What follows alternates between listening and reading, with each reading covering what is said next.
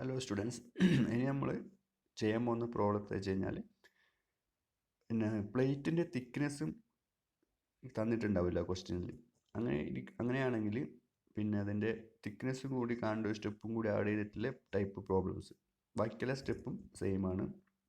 അപ്പോൾ അത് ഡാറ്റ ഉപയോഗിച്ചിട്ട് നമുക്ക് അതിൻ്റെ തിക്നെസ്സും കൂടി കണ്ടുപിടിക്കണം. അത്രേ ഉള്ളൂ. അപ്പോൾ ക്വസ്റ്റ്യൻസ് ഞാൻ വായിക്കാം. Design A double riveted butt joint with two cover plate for longitudinal seam of boiler shell 1.5 mm in diameter subjected to a steam pressure of 1 megapascal. Assume the joint efficiency of 75%. Joint efficiency തന്നിട്ടുണ്ട്. Allowable tensile stress in plate 83 megapascal, compressive stress 138 megapascal, and shear stress in rivet is 55 megapascal. Okay, ഇതിൽ ഒരു boiler പ്ലേറ്റിൻ്റെ ഉള്ളിലത്തെ പ്രഷറൊക്കെ തന്നിട്ടുണ്ട്, അതിൻ്റെ ഷെല്ലിൻ്റെ ഡയമീറ്ററും കാര്യങ്ങളൊക്കെ തന്നിട്ടുണ്ട്. അങ്ങനെയാണെങ്കിൽ നമുക്കിതിൻ്റെ ഈ പ്ലേറ്റിൻ്റെ തിക്നെസ് കണ്ടുപിടിക്കാൻ പറ്റും. പ്രഷറും അതിൻ്റെ ഇൻറ്റേർണൽ ഡയമീറ്റർ തന്നു കഴിഞ്ഞാൽ, പിന്നെ ജോയിൻ്റ് എഫിഷ്യൻസി തന്നു കഴിഞ്ഞാൽ നമുക്കിതിൻ്റെ പ്രഷർ കണ്ടുപിടിക്കാം. ഇത് തിക്നെസ് ഓഫ് പ്ലേറ്റ് ആവശ്യമുള്ള തിക്നെസ് ഓഫ് പ്ലേറ്റ് കണ്ടുപിടിക്കാൻ പറ്റും. അത് ഡാറ്റ ബുക്കിൽ ഇക്വേഷൻസ് ഉണ്ട്. അപ്പോൾ അത് കണ്ടുപിടിച്ചിട്ട് ഒരു സ്റ്റെപ്പും കൂടി ആഡ് ചെയ്യണം. അതെങ്ങനെ വരുമ്പോൾ ഞാൻ ചെയ്യാം.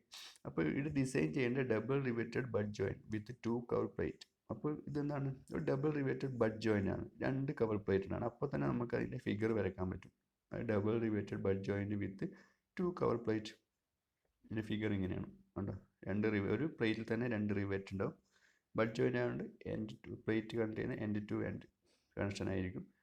അപ്പോൾ 2 double riveted butt joint two ഈ കവർ പ്ലേറ്റ്, താഴെയും മുകളിലും കവർ പ്ലേറ്റ്, താഴെയും മുകളിൽ ഒരു കവർ പ്ലേറ്റ് ഉണ്ട്, താഴെയും കവർ പ്ലേറ്റ്. ഡബിൾ റിവേറ്റഡ് ആയതുകൊണ്ട് 2 റിവേറ്റ്. ഇത് എല്ലാം അപ്പോൾ സിംഗിൾ ഷിയർ ഉണ്ടാവില്ല, എല്ലാം ഡബിൾ ഷിയർ ആയിരിക്കും. ഈ റിവേറ്റഡ് താഴെയും മുകളിലും കവറിലുണ്ട്, എല്ലാം ഡബിൾ ഷിയർ ആയിരിക്കും. അപ്പോൾ നമുക്ക് N1 N2 എങ്ങനെ കണ്ടുപിടിക്കാം? N1 എന്ന് വെച്ച് കഴിഞ്ഞാൽ number of rivet in single shear per pitch length. ഇവിടെ N1 0 ആയിരിക്കും. N1 0 ആയിരിക്കും. N2 എന്ന് വെച്ച് കഴിഞ്ഞാൽ number of rivet in double shear in per pitch length. അപ്പോൾ ടോപ്പ് വ്യൂ എടുത്തു കഴിഞ്ഞാൽ പിച്ച് ലെങ്ത് എടുക്കാം നമുക്ക്. പിച്ച് ലെങ്ത് വെച്ചാൽ ഒരേ നിരയിലെ റിവേറ്റിൻ്റെ സെൻറ്റർ ടു സെൻറ്റർ ഡിസ്റ്റൻസ് ഇതാണ്. അപ്പോൾ ഇതിലെടുക്കുകയാണെങ്കിൽ എല്ലാം ഡബിൾ ഷിയർ ആണ്, സിംഗിൾ ഷിയർ ഒന്നുമില്ല. ഇതിൽ ഇവിടെയും കട്ടാവുന്നുണ്ട്, ഒരു റിവേറ്റിൻ്റെ ഇവിടെയും കട്ടാവുന്നുണ്ട്. അപ്പോൾ 2 റിവേറ്റും ഡബിൾ ഷിയറിലാണ്. അപ്പോൾ ഇതിൽ ഹാഫ് ഉണ്ട്, ഇതിലും ഹാഫ് ഉണ്ട്. അപ്പോൾ 1, ഇതിലും ഹാഫ് ഉണ്ട്. പെർ പിച്ച് ലെങ്ത്തിലത്തെ കാര്യമാണ് പറയുന്നത്. ഇതിലും ഹാഫ് ഉണ്ട്. അപ്പോൾ ഹാഫ് കൂട്ടിയ 1, ഇതിൽ ഹാഫ് കൂട്ടിയ 1. അപ്പോൾ ടോട്ടൽ N2 എന്ന് വെച്ച് കഴിഞ്ഞാൽ 2 വരും. അങ്ങനെയാണ് 2 വന്നത്. എല്ലാ പെർ പിച്ച് ലെങ്ത്തിൽ എല്ലാ റിവേറ്റിൻ്റെ പിന്നെ എല്ലാം കൂട്ടിക്കഴിഞ്ഞാൽ എണ്ണാണ് ഡബിൾ റിവേറ്റ്, ഡബിൾ ഷിയർ ആയതുകൊണ്ട് N2 = 2. ഓക്കെ, ഇനി ഇത് 6 ആഗ് ടൈപ്പ് ആണെങ്കിൽ അതിൻ്റെ ഇടയിൽ ഒരു റിവേറ്റ് ഉണ്ടാകും, അപ്പം കൂടി ആഡ് ചെയ്യാം. വേറെ വ്യത്യാസമൊന്നും ഇല്ല. ഇത് ചെയിൻ റിവേറ്റ് ആയിട്ടാണ് ചെയ്യുന്നത്. അപ്പോൾ N1 N2 നമ്മൾ കണ്ടുപിടിച്ചു. അതാണ് ഒന്നാമത്തെ സ്റ്റെപ്പ് വെച്ച് കഴിഞ്ഞാൽ N1 N2 ഉണ്ട്. Number of rivet per pitch length in single shear = 0. First step കണ്ടുപിടിച്ചു. ഇനി N2 കണ്ടുപിടിച്ചു. ഇനി നമുക്ക് എന്താ തിക്നെസ് ആണ് അടുത്ത വേണ്ടത്. തിക്നെസ് ക്വസ്റ്റ്യൻ തന്നിട്ടില്ല. അപ്പോൾ നമുക്ക് ഡാറ്റ ബുക്ക് ഉപയോഗിച്ചിട്ട് ഈ പ്രഷറും ഡയമീറ്റർ ഒക്കെ തന്നു കഴിഞ്ഞാൽ നമുക്ക് അതിൻ്റെ തിക്നെസ് കണ്ടുപിടിക്കാൻ പറ്റും. പ്ലേറ്റ് തിക്നെസ്സിൻ്റെ മാധവൻ്റെ ഡാറ്റ ബുക്കിലുണ്ട്, അതുപോലെ തന്നെ പിന്നെ PSD ഡാറ്റ ബുക്കിലും ഈ ഇക്വേഷൻസ് ഉണ്ട്. ഇതിലൊരു C അലവൻസ് ആയിട്ട് ആഡ് ചെയ്യണം. ഇത് ഡാറ്റ ബുക്കിൽ ചിലപ്പോൾ C ആഡ് ചെയ്തിട്ടുണ്ടാവില്ല. അതായത് കൊറോഷൻ അലവൻസ് എന്ന് പറയും. അത് നമ്മൾ എക്സ്ട്രാ ഒരു ആഡ് ചെയ്താൽ മതി. 1.52 to 1.22 പിന്നെ 2 mm ആയിട്ടാണ് ആഡ് ചെയ്യുന്നത്. ഓക്കെ, വേണ്ട 1.3 mm ആണ് കൊറോഷൻ അലവൻസ് ആയിട്ട് ആഡ് ചെയ്യുന്നത്. അസ്യൂം ആയിട്ട് എന്താ ഏകദേശം അസ്യൂം ചെയ്യുക, 2 mm ആണ് അസ്യൂം ചെയ്തിട്ട് ചെയ്താൽ മതി. വേറെ വ്യത്യാസമൊന്നുമില്ല. ഇനി ഈക്വേഷൻ ഡാറ്റ ബുക്കിൽ വേണമെങ്കിൽ ഞാൻ കാണിച്ചു തരാം. മാധവൻ്റെ ഡാറ്റ ബുക്ക് ഉള്ളവർ നോക്കുക. ഒന്നാമത്തെ പേജിനുണ്ട് ആ റിവേറ്റിൻ്റെ പേജ് നമ്പർ. ഒന്നാമത്തെ പേജ് നമ്പറിലുണ്ട്. ഇതൊക്കെ റിവേറ്റിൽ ഉപയോഗിച്ചിരിക്കുന്ന നൊട്ടേഷൻ്റെ സിമ്പിൾസ് ആണ് ഈ ഡാറ്റ ബുക്കിൽ. അതിൽ ഒന്നാമത്തെ ഇക്വേഷൻസ് തന്നെ എന്താണ് നമ്മുടെ തിക്നെസ് കണ്ട ഇക്വേഷൻസ് ആണ്. ഇതിന് കൂടെ പ്ലസ് സിയും കൂടി ആഡ് ചെയ്തിട്ടുണ്ട്. അപ്പോൾ പ്രഷർ വെച്ച് കഴിഞ്ഞാൽ അതിൻ്റെ ഇൻറ്റേർണൽ ഡയമീറ്റർ, പ്രഷർ വെച്ച് കഴിഞ്ഞാൽ ഇൻറ്റേർണൽ പ്രഷർ, ക്യാപിറ്റൽ D എന്ന് വെച്ച് കഴിഞ്ഞാൽ ഷെല്ലിൻ്റെ ഇൻറ്റേർണൽ ഡയമീറ്റർ. ബാക്കി സിഗ്മ ജോയിൻ്റ് എഫിഷ്യൻസി ക്വസ്റ്റ്യനിൽ ഓൾറെഡി തന്നിട്ടുണ്ട്. ഓക്കെ, ജോയിൻറ്റ് എഫിഷ്യൻസി ക്വസ്റ്റ്യനിനോട് തന്നിട്ട് അതായിരിക്കും ഏത് അതിൻ്റെ ഇത് എഫിഷ്യൻസി തന്നിട്ടുണ്ട്. ഇനി എല്ലാം കൂടി നമുക്ക് സബ്സ്റ്റിറ്റ്യൂട്ട് ചെയ്താൽ മതി. വാല്യൂ ജോയിൻറ്റ് എഫിഷ്യൻസി ക്വസ്റ്റിൽ തന്നിട്ടുണ്ട് 75%. പിന്നെ അതിൽ സിഗ്മ ടിയും ക്വസ്റ്റിൽ തന്നിട്ടുണ്ട്. എല്ലാം ഈ ഇക്വേഷനിൽ ആഡ് ചെയ്യാം. പി ഐ വെച്ചാൽ ഇൻറ്റേർണൽ പ്രഷർ, ഡയമീറ്റർ വെച്ച് കഴിഞ്ഞാൽ ഷെല്ലിൻ്റെ ടോട്ടൽ ഡയമീറ്റർ, താഴത്തെ സിഗ്മ ടി വെച്ച് കഴിഞ്ഞാൽ 83, അതായത് ടെൻസൈൽ സ്ട്രെസ്. ഈ സിഗ്മ ഈറ്റ ടി എഫിഷ്യൻസി എന്ന് വെച്ച് കഴിഞ്ഞാൽ 75 ജോയിൻറ്റ് എഫിഷ്യൻസി തന്നിട്ടുണ്ട്. സി വെച്ചാൽ ക്രോഷൻ അലവൻസ്. അപ്പോൾ ഇതൊക്കെ തന്നു കഴിഞ്ഞാൽ നമുക്ക് ഈ ക്വസ്റ്റിന് എല്ലാം സബ്സ്റ്റിറ്റ്യൂട്ട് ചെയ്ത് കഴിഞ്ഞാൽ എന്ത് കിട്ടും? നമുക്ക് പ്ലേറ്റ് തിക്നെസ് കിട്ടും. 40 mm പ്ലേറ്റ് തിക്നെസ് കിട്ടും. അതാണ് നമ്മുടെ ഫസ്റ്റത്തെ സ്റ്റെപ്പ് ഈ പ്രോബ്ലത്തിൽ. അപ്പോൾ പ്ലേറ്റ് തിക്നെസ് കണ്ടുപിടിച്ച് കഴിഞ്ഞാൽ ബാക്കിയാണ് നമ്മുടെ സാധാരണ പ്രൊസീജിയർ ഫസ്റ്റ്. പിന്നെ രണ്ടാമത്തെ സ്റ്റെപ്പായിട്ട് എന്ത് കണ്ടുപിടിക്കാം? റിവെറ്റിൻ്റെ ഡയമീറ്റർ 6√T. അത് വെച്ചാൽ 22.44 mm എന്ത് കിട്ടി നമുക്ക് ഡയമീറ്റർ റിവേറ്റ്. അത് സ്റ്റാൻഡർഡൈസ് ചെയ്യുക. ആ റേഞ്ച് അനുസരിച്ചിട്ട് നേരത്തെ വീഡിയോ പറഞ്ഞാണെങ്കിൽ എത്രയാണ് ആ റേഞ്ചിലാണെങ്കിൽ 1+ ആഡ് ചെയ്യുക. അത് 22 mm ഒന്നാമത്തെ സ്റ്റെപ്പ് റേഞ്ചാണ്. 1 ആഡ് ചെയ്താൽ 23 ഡയമീറ്റർ ഹോൾ. ഇനി അത് വെച്ചിട്ട് പിച്ച് കണ്ടുപിടിക്കുക. പിച്ചിന് 2 ഇക്വേഷൻസ് ഉണ്ടാവും. പിച്ച് ഒന്നാമത്തെ ഇക്വേഷൻ വെച്ചിട്ടും പിച്ച് കണ്ടുപിടിക്കുക, രണ്ടാമത്തെ ഇക്വേഷൻ വെച്ച് പിച്ച് കണ്ടുപിടിക്കുക. N1 0 ആയതുകൊണ്ട് സി ടൈം മൊത്തം 0 ആയിരിക്കും. N2 2 സബ്സ്റ്റിറ്റ്യൂട്ട് ചെയ്തിട്ട് നമുക്ക് എന്തുകൊണ്ടിരിക്കുക? പിച്ച് ഒന്നാമത്തെ ഇക്വേഷൻ വെച്ച് പിച്ച് 97 കിട്ടി. രണ്ടാമത്തെ CT + 41 അല്ലെങ്കിൽ K1 + T41 അത് ഉപയോഗിച്ച് കണ്ടുപിടിക്കാം. അതിൽ ഈ K1 എന്ന് വെച്ച് കഴിഞ്ഞാൽ double riveted double cover plate ആയി ഡാറ്റ ബുക്കിലത്തെ നോക്കിക്കഴിഞ്ഞാൽ അതിന് കറസ്പോണ്ടിങ് ആയ വാല്യൂ സി വെച്ച് കഴിഞ്ഞാൽ 3.50 ആയിരിക്കും. അത് സബ്സ്റ്റിറ്റ്യൂട്ട് ചെയ്ത് കഴിഞ്ഞാൽ നമുക്ക് എത്ര കിട്ടും? രണ്ടാമത്തെ ഇക്വേഷൻ വെച്ചും പിച്ച് കിട്ടും. പിച്ച് 90 mm കിട്ടി, 90 mm കിട്ടി. ഇതിലേതാണ് മിനിമം അത് നമ്മുടെ റെക്കമെൻഡ് വാല്യൂ ആയിട്ട് എഴുതാം. പിന്നെ ട്രാൻസ്ഫർ സ്വിച്ച് 2D 2 ഇതാണ് റേഞ്ച്. അതിൽ ഏതെങ്കിലും 2.5 ഇടയിലെ വാല്യൂ 2.25D ഇടയിലെ വാല്യൂ എടുത്തിട്ട് എന്ത് കണ്ടുപിടിക്കാം? ട്രാൻസ്ഫർ സ്വിച്ച് കണ്ടുപിടിക്കുക. പിന്നെ മാർജിൻ 1.5D അത് കണ്ടുപിടിക്കുക. പിന്നെ thickness of cover plate for equal cover plate ആയിട്ട് നമ്മളിവിടെ അസ്യൂം ചെയ്യുന്നത്. അപ്പോൾ രണ്ടിൻ്റെ ഇക്വേഷൻ സെയിം ആയിരിക്കും. അൺഈക്വൽ ആണെങ്കിൽ അതിന് വേറെ ഇക്വേഷൻസ് ഉണ്ട്. T1 = T2 = 0.625T. അത് സബ്സ്റ്റിറ്റ്യൂട്ട് ചെയ്ത് കഴിഞ്ഞാൽ നമുക്ക് കവർ പ്ലേറ്റ് തിക്നെസ് കിട്ടി. ഇനി efficiency, last step efficiency.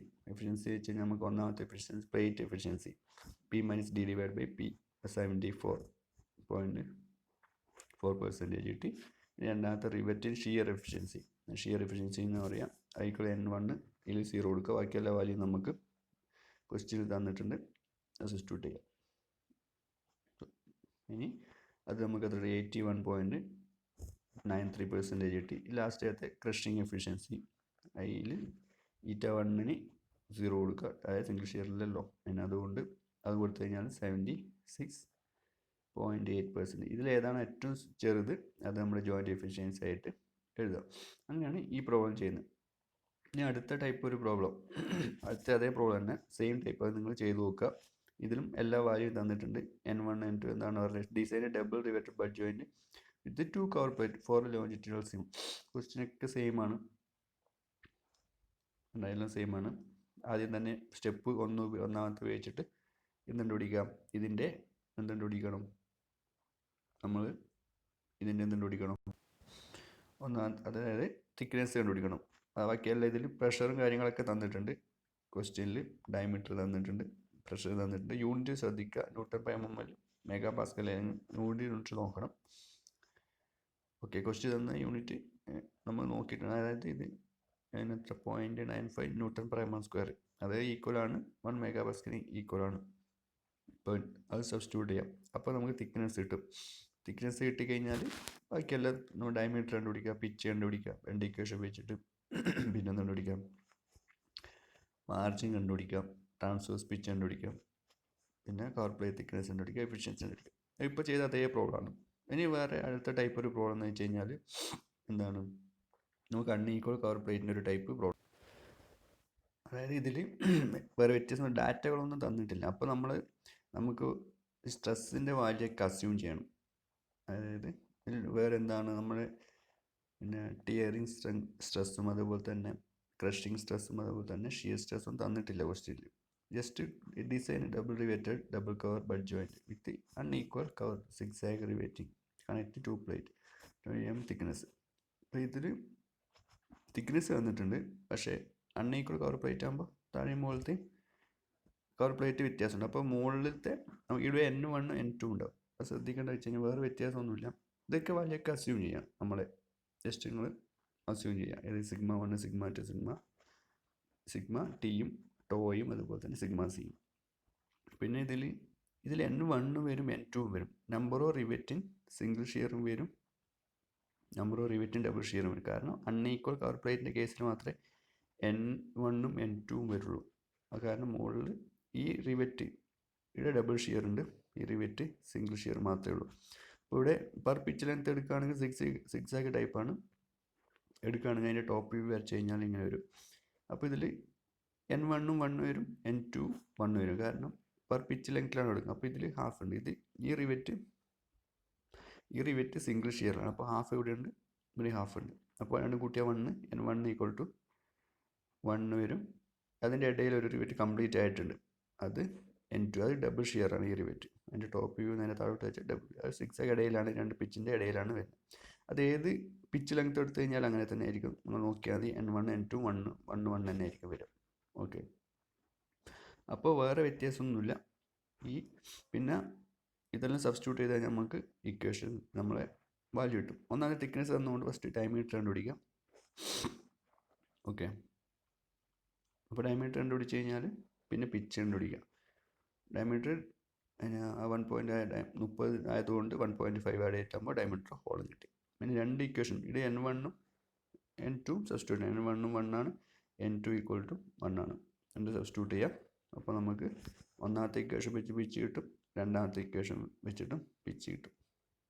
Okay, രണ്ടിലെ മിനിമം ഏതാണോ അതാണ് നമ്മുടെ റെക്കമെൻഡഡ് വാല്യൂ.